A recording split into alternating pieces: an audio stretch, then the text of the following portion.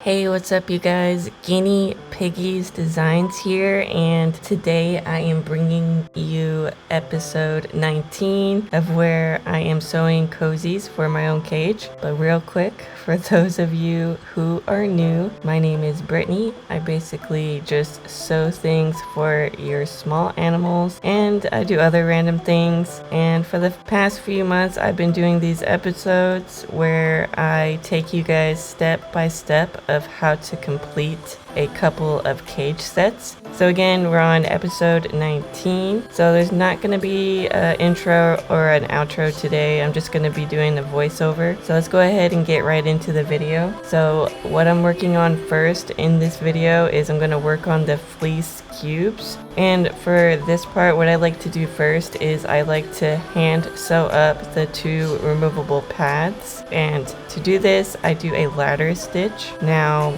if you guys do want to see a more detailed version of the ladder stitch, you guys can refer to my potty pad tutorial, which I'll have linked down below. And in that video, I go a lot slower. But I'm going to go ahead and hand sew up the pads.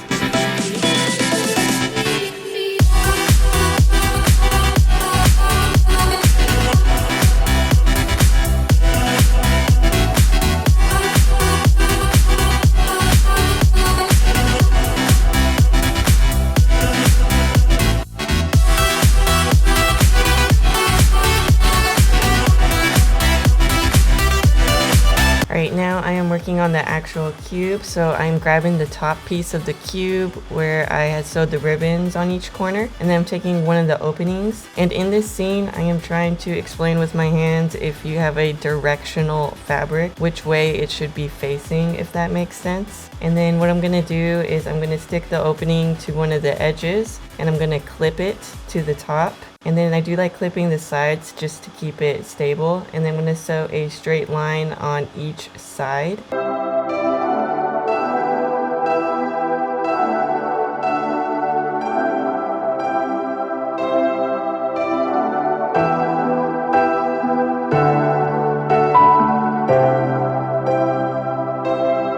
So after I sew on each side, I'm going to take my scissors and I'm just going to trim off the excess. And then what I'm going to do after this is I'm going to start working on the next fleece cube where I sew up the potty pads, and I'm basically just repeating the same process I just did.